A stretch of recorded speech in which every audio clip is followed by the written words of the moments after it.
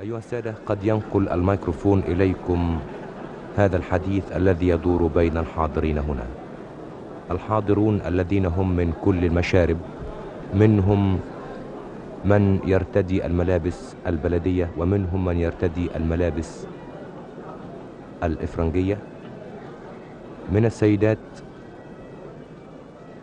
المحجبات اللائي لا يظهر من كل الجسد إلا إشارة إلى أن هناك عيونا خلف بعض الثقوب، ومنهن من يرتدي فساتين السهرة. الجميل حقا أن يجتمع هؤلاء جميعا على فن أم كلثوم. الهدية التي تقدمها إلينا أم كلثوم في هذا الفاصل الغنائي هي أغنية جديدة كتبها رامي ولحنها السنباطي. اختارت أم كلثوم عنوان هذه الأغنية دليل احتار، وتقول: ما بين بعدك وشوقي إليك وبين قربك وخوفي عليك دليل احتار وحيرني، تغيب عني وليلي طول وفكري في هواك مشغول،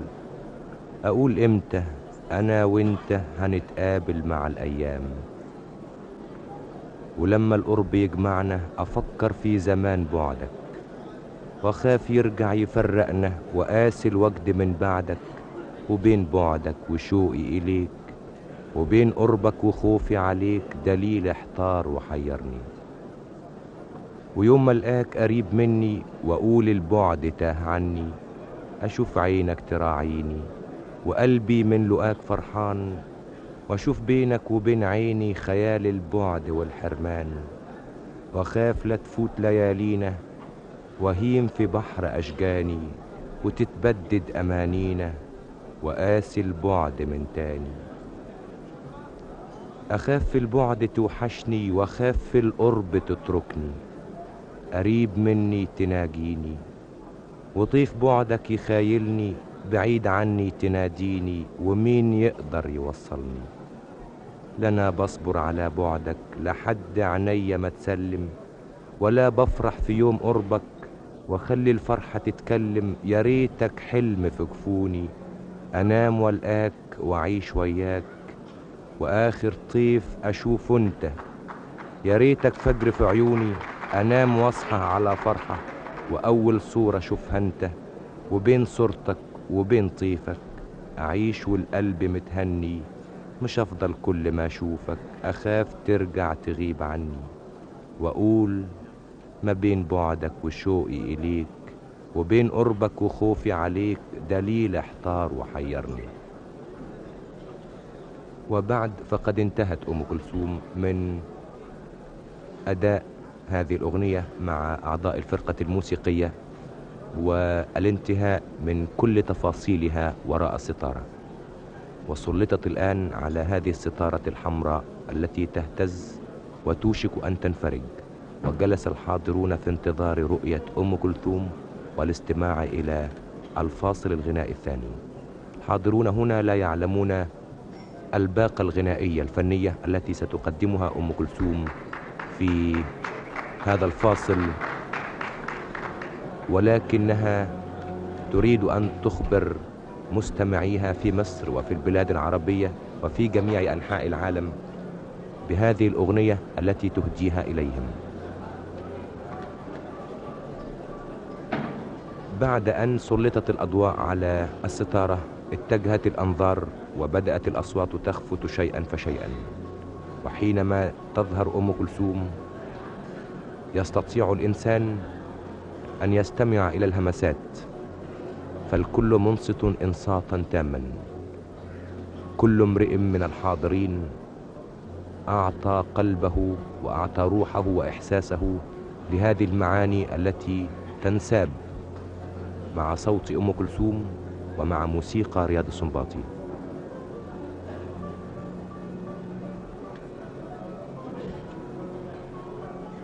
جميل أيضا أيها السادة أن نرى في حفلات أم كلثوم إخواننا وأشقاءنا أبناء الأمة العربية من سوريا ومن لبنان، من اليمن ومن المملكة العربية السعودية ومن إخواننا وأشقائنا في السودان. أما السيدات المحجبات فأعتقد أنهن من اليمن. إنها ندوة جميلة فنية تجمعنا سويا في صعيد واحد وحول صوت واحد، صوت ينادي بالفن بالرقة وبالعذوبة. يصاحب أم كلثوم على العود محمد الأصابجي، قانون محمد عبد صالح، على الكمان أحمد الحفناوي، نجيب رزق الله، عبد المنعم الحريري، محمود الأصابجي، صلاح عبد القادر، عز الدين حسني، أحمد العريان، كريم حلمي. على الشلو محمود الحفناوي وحسان كمال. على الإيقاع إبراهيم عفيفي.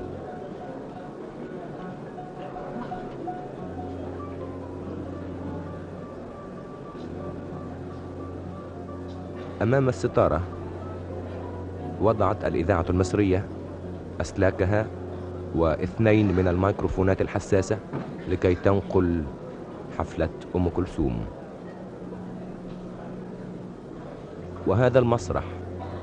البسيط الأنيق يضم أكثر من 500 حاضر، كما قلت لكم، من مختلف الطبقات ومن مختلف المشارب، منهم من يجلس في البناوير ومنهم في الألواج ومنهم في الطابق العلوي. أما الصالة فهي ممتلئة بالحاضرين.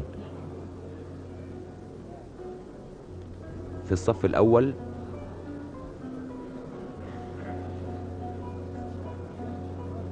يجلس الأستاذ أحمد رامي يتحدث مع زميل له،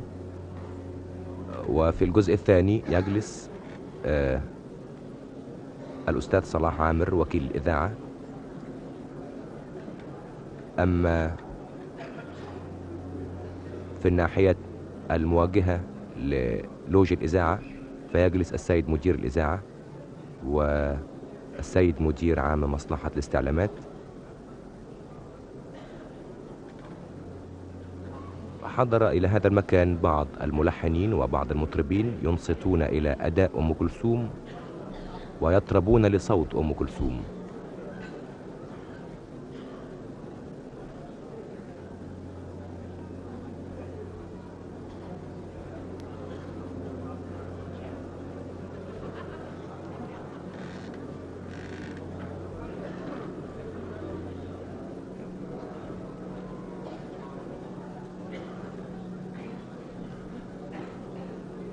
أستطيع من مكاني هذا أن أرى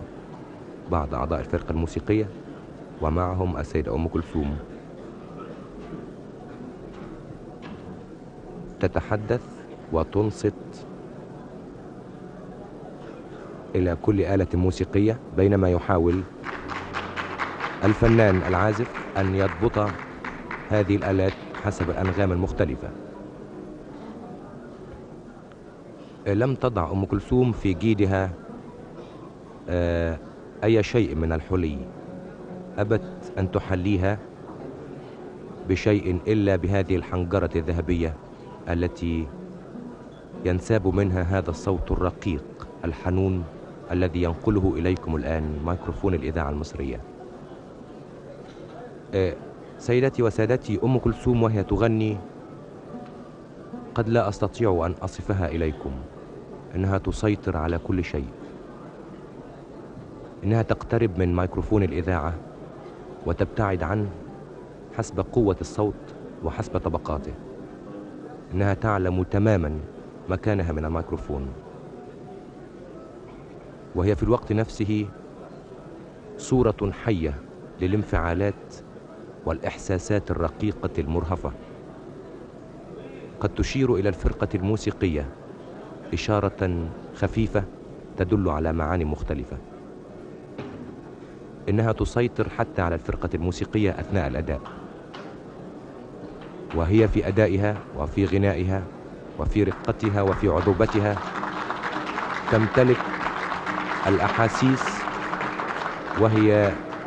تقدم صورة فنية رائعة، صورة تنبعث من القاهرة وتغذي إحساسات المستمعين، سواء في مصر أو في البلاد العربية أو في السودان الشقيق أو في البلاد التي تتحدث العربية. وانفرجت الستارة الآن، وحي الحاضرون أم كلثوم، واستعدت الفرقة الموسيقية، وسنستمع الآن إلى أغنية دليل احتار.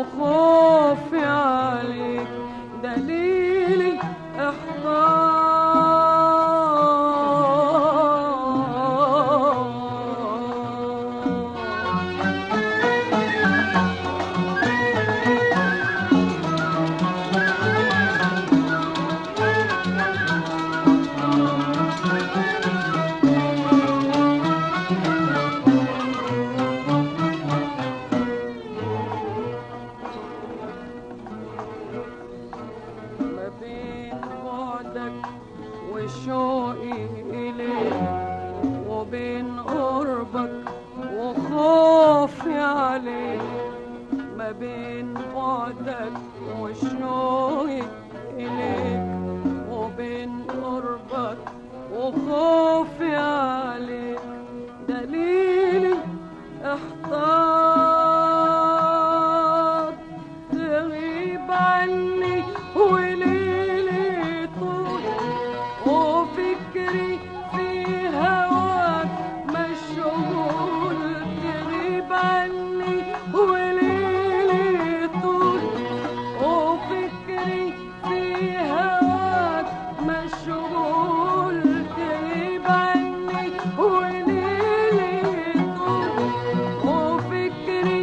في هواك مشغول اقول امتى انا وانت هنتقابل مع الايام اقول امتى انا وانت هنتقابل مع الايام اقول امتى انا وانت نتقابل مع الايام اقول امتى انا وانت نتقابل مع الايام ولما القرب يجمعنا افكر في زمان بعدك ولما القرب يجمعنا افكر في زمان بعدك واخاف يرجع يفرقنا وقاسي وجدي من بعدك واخاف يرجع يفرقنا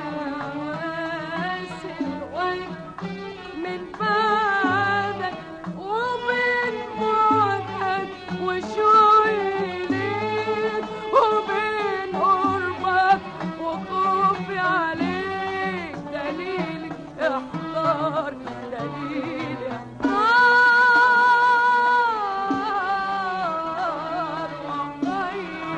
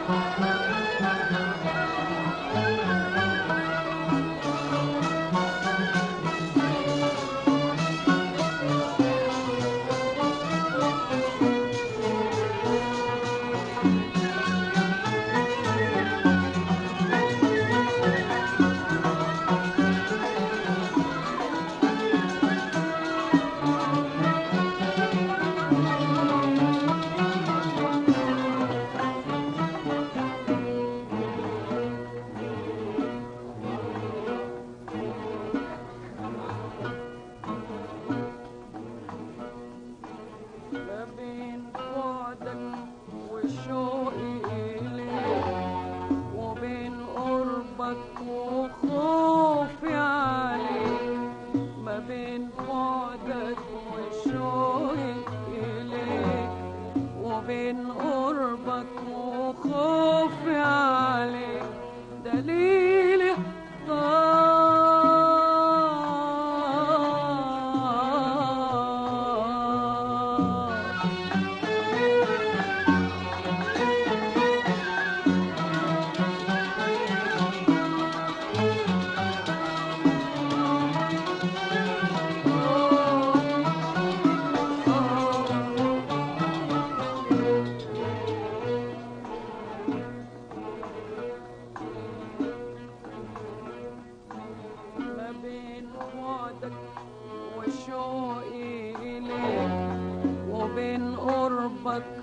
وخوفي عليك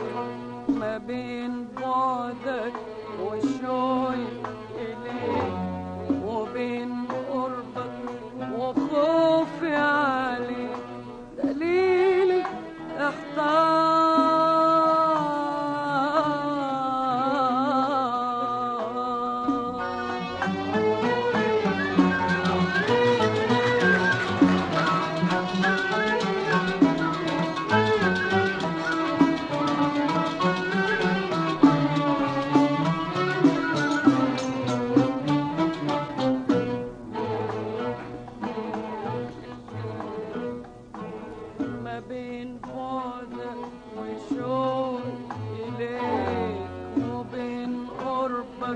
وخوفي عليك،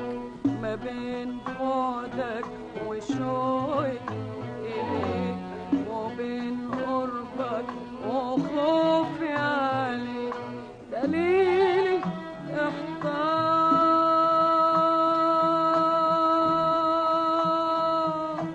تغيب عني وليلي طول، وفكري في هواك مشغول، تغيب عني وليلي طول، وفكري في هواك مشغول، تغيب عني وليلي طول، وفكري في هواك مشغول، أقول امتى أنا وأنت هنتقابل مع الأيام، أقول امتى أنا وأنت هنتقابل مع الأيام، أقول امتى أنا وأنت نتقابل مع الأيام، أقول امتى أنا وأنت نتقابل مع الأيام، أقول امتى أنا وأنت نتقابل مع الأيام، ولما القرب يجمعنا أفكر في زمان بعدك، ولما القرب يجمعنا أفكر في زمان بعدك، وأخاف يرجع يفرقنا، وأعز الوجد من بعدك، وأخاف يرجع يفرقنا، وأعز الوجد من بعدك، وبين بعدك وشوقي إليك، وبين قربك وخوفي عليك، دليلي احتار، دليلي احتار ومحير.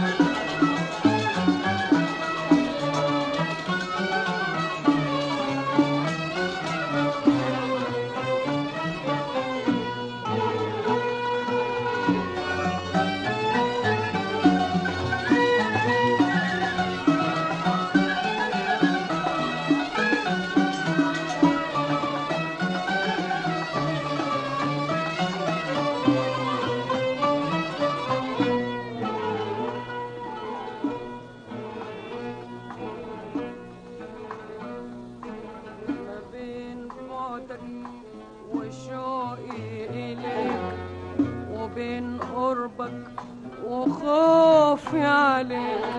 ما بين بعدك وشوقي إليك، وبين قربك وخوفي عليك، دليلي احتار.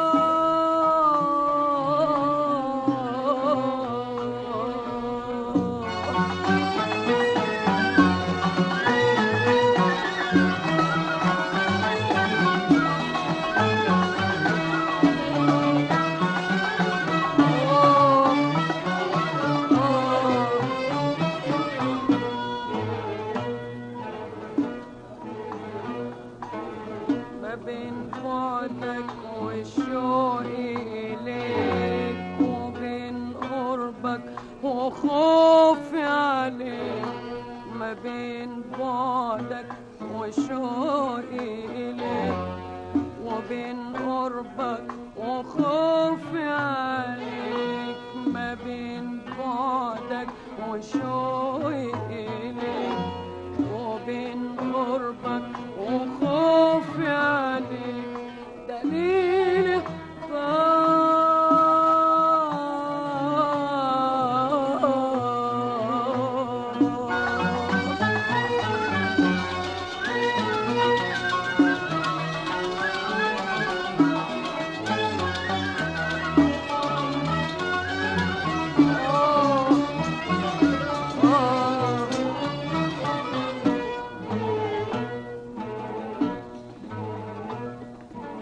ما بين بعدك وشوقي إليك وبين قربك وخوفي عليك ما بين بعدك وشوقي إليك وبين قربك وخوفي عليك دليلي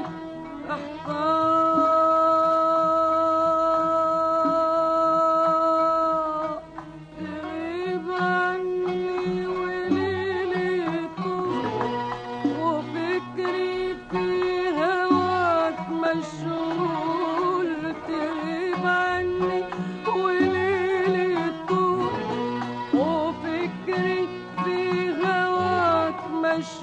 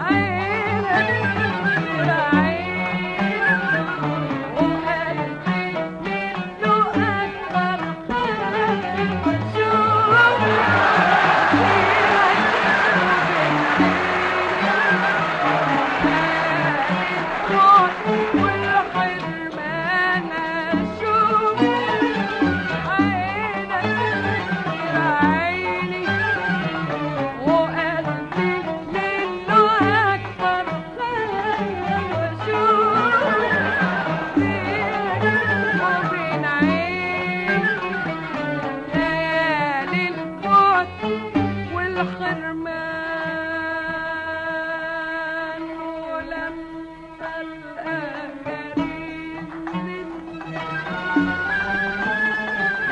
وأقول البعد تاهني ولما الآخرين مني وأقول البعد تاهني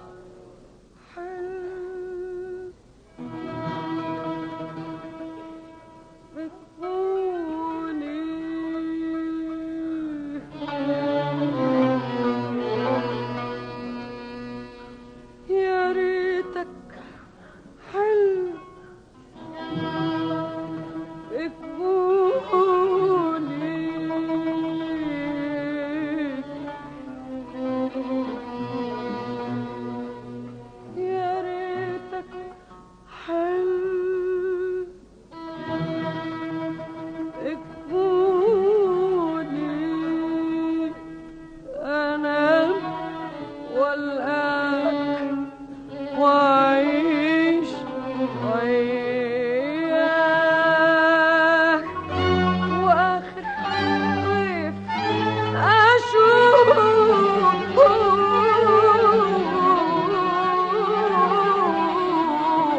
وأنت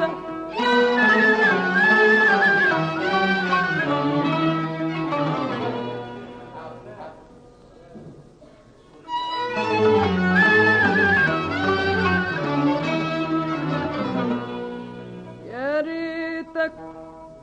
حلم تكوني،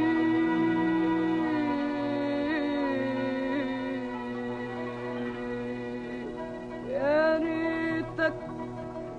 حلم تكوني،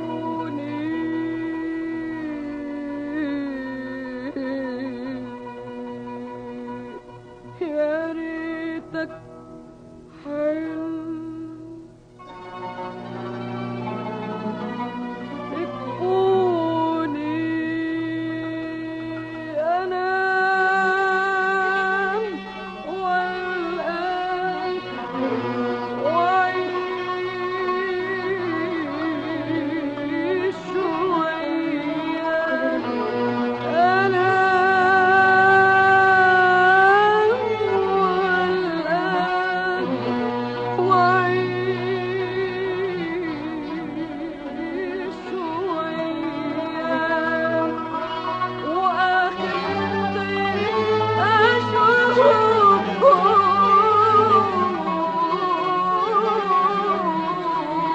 وأنت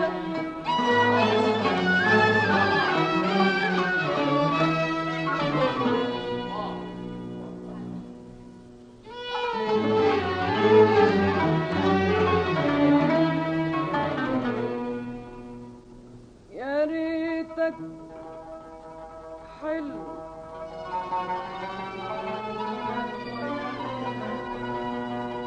يا ريتك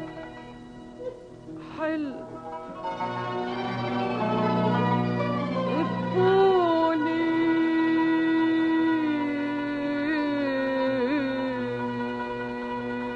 يا ريتك حلو تكوني،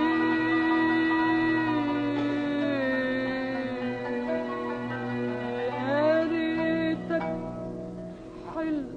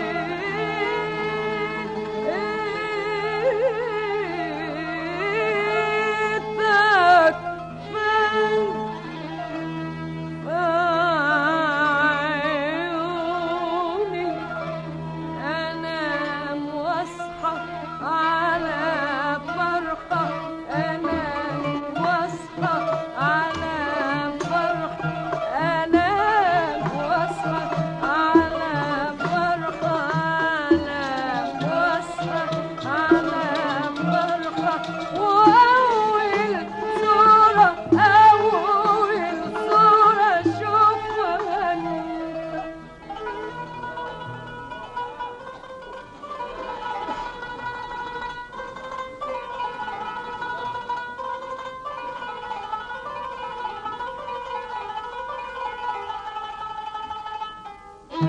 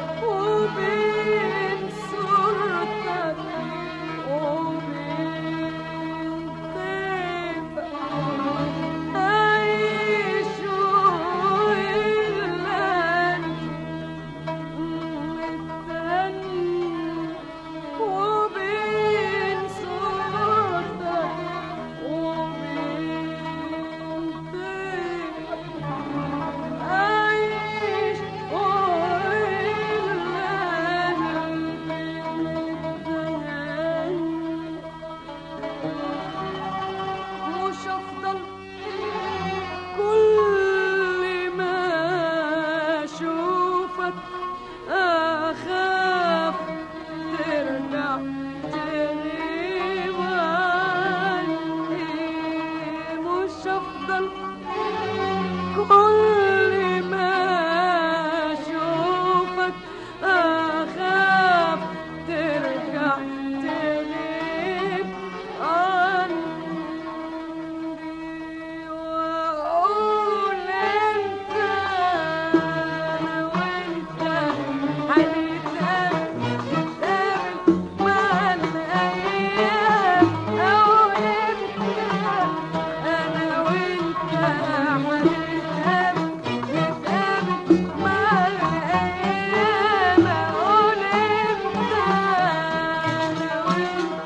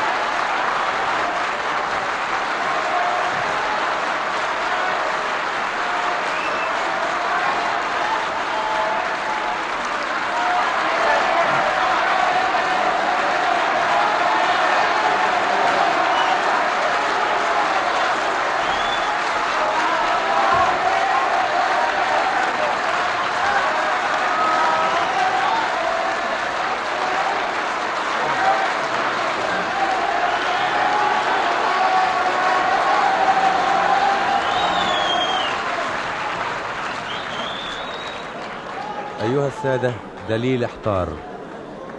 هل أصف لكم أم كلثوم وهي تعتصر من فنها ومن إحساساتها ومن آياتها الفنية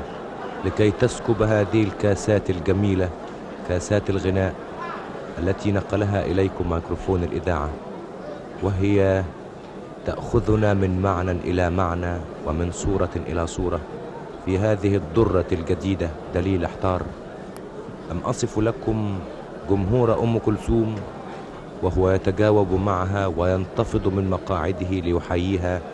كلما جاءت عند فقرة أو كلما رددت فقرة؟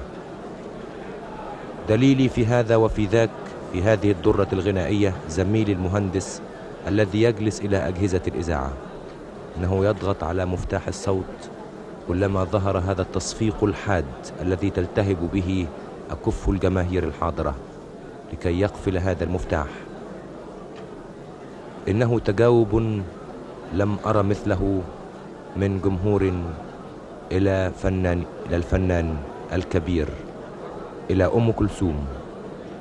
أيها السادة، استمعتم إلى هذه الدرة الجديدة دليل احتار، كتبها أحمد رامي ولحنها رياض السنباطي. أسدلت الستارة 7 مرات ثم انفرجت مرة أخرى حينما جاء الناس جميعا من آخر هذا المسرح لتحية أم كلثوم بعد أن قدمت لهم هدية الموسم الغنائية. سنلتقي بأم كلثوم مرة أخرى بعد أن نقضي فترة في استديوهات الإذاعة، فإلى هناك.